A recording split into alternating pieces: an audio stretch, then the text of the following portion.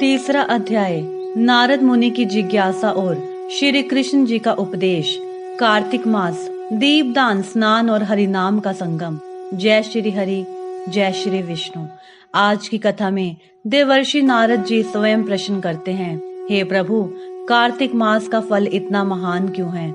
आइए सुनते हैं तीसरा अध्याय, जहां भगवान श्री कृष्ण स्वयं इसके रहस्य का उद्घाटन करते हैं। सत्यभामा ने पूछा, हे स्वामिन, काल रूपधारी आपके सभी वर्ष, मास, दिन आदि अंग प्रत्यंग एक समान महत्व रखते हैं, अतः कार्तिक मास ही सब मासों में श्रेष्ठ क्यों है? फिर सब तिथियों में एकादशी और सब मासों में कार्तिक मास ही आपको अधिक प्रिय क्यों है? हे देवेश, इसका कारण कहिए। श्री कृष्ण चंद्र जी ने कहा, हे प्रिय, तुमने मुझसे बहुत अच्छी बात पूछी। इस विषय में महाराजा वेन के पुत्र पृथु और नारद का संवाद कहता हूँ, उसे एकाग्र मन से सुनो। इसी प्रकार एक समय में नारद जी से राजा पृथु ने प्रश्न किया था और सर्वज्ञ नारद जी ने पृथु को कार्तिक मास की महिमा बतलाई थी। नारद जी ने कहा, हे राजन, बहुत दिन पहले समुद्र का शंकासुर नामक अत्यंत शक्तिशाली और पराक्रमी एक राक्षस पुत्र तीनों लोकों को मंत्र डालने में समर्थ हुआ। उस शंकासुर ने स्वर्ग लोक में रहने वाले देवताओं को जीतकर और इंद्र आदि दशों लोकपालों के अधिकारों को छीन लिया। उससे डरकर समस्त देवगण सुमेरु पर्वत की कंदराओं में अपनी स्त्री तथा कुटुंब के साथ उसका अवरोध करते हुए बहुत दिनों तक छिपे रहे। जब सब देवगण सुमेरु पर्वत की कंदराओं में आसन जमाकर निश्चिंत होकर रहने लगे, तब वह राक्षस सोचने लगा कि यद्यपि मैंने सब देवताओं को जीत लिया है और इनका अधिकार छीन लिया है, तो भी ये लोग बलवान ही ज्ञात होते हैं। अतः अब हमको क्या करना चाहिए?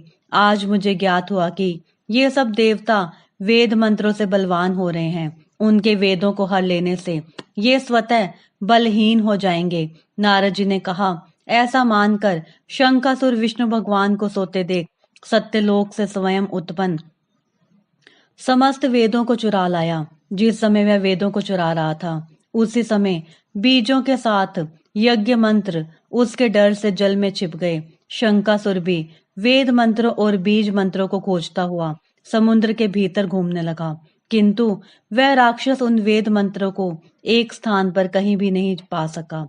इसी समय ब्रह्मा जी भी सब देवताओं के साथ पूजन सामग्री और उपहार लेकर वैकुंठ लोक में विष्णु भगवान की शरण में पहुंचे।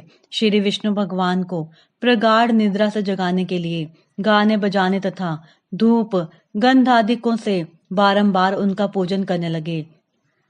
उन लोगों की इस आराधना से प्रसन्न होकर विष्णु भगवान जाग उठे। उस समय देवताओं ने हजारों सूर्य के तेज सदृश दीप्यमान विष्णु भगवान को देखा।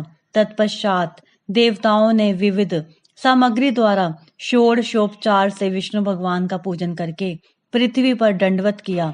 तब विष्णु भगवान ने उनसे कहा, हम आप लोगों के इस कीर्तन तथा मंगल गान से प्रसन्न हैं। आप लोग अपना अभिष्ट वर मांगे, मैं सहर्ष दूंगा।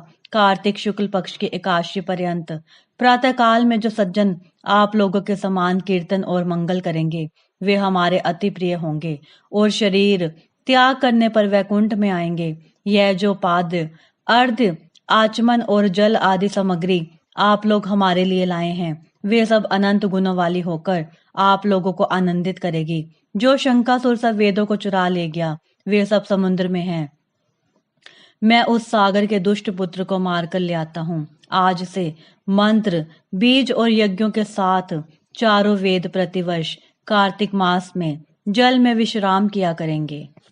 अब मैं मत्स्य का रूप धारण करके समुद्र में जाता हूँ और आप लोग भी सब ऋषियों को लेकर हमारे साथ आवें। इस लोक के जो प्राणी नित्य प्रातःकाल में स्नान करेंगे, वे यज्ञांत में अवभृतु स्नान के पुण्य फल के भागी होंगे। जो कार्तिक में स्नान और व्रत किया करेंगे, हे इंद्र, उनको तुम मेरे लोक में पहुंचा दिया करो। हे देवेंद्र, मेरी आज्ञा से उन प्राणियों को सब आपत्तियों से बचाते रहना। हे वरुण, तुम उन्हें पुत्र पुत्रादि संतान देते रहना। हे धनाधिप कुबेर, मेरी आज्ञा अनुसार तुम उनका धन धान्य बढ़ाते रहना, क्योंकि इस प्रकार का आचरण करने वाला प्राणी हमारा रूप धारण करके जीवन मुक्त हो जाया करता है। जन्म से लेकर मरण पर्यंत विधि पूर्वक जिसने यह उत्तम व्रत कर लिया वह आप लोगों का भी पूजनीय है। आप लोगों ने मुझे कार्तिक शुक्ल एकादशी तिथि को जगाया है, इससे यह एकादशी मान्य है और हमको बड़ी प्रिय है।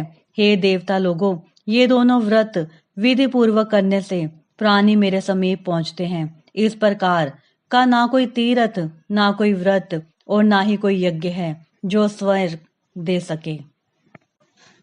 इति श्री कार्तिक मास महत्तम तीसरा अध्याय संपन्न।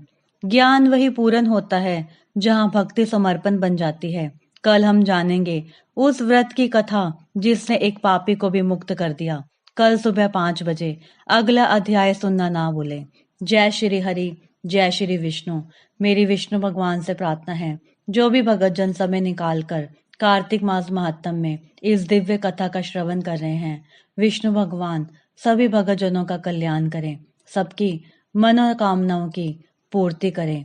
जय श्री हरि, जय श्री विष्णु। कल मिलेंगे अगले दिव्य अध्याय के साथ।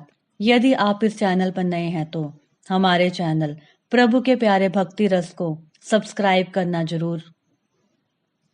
जय श्री हरि, जय श्री विष्णु।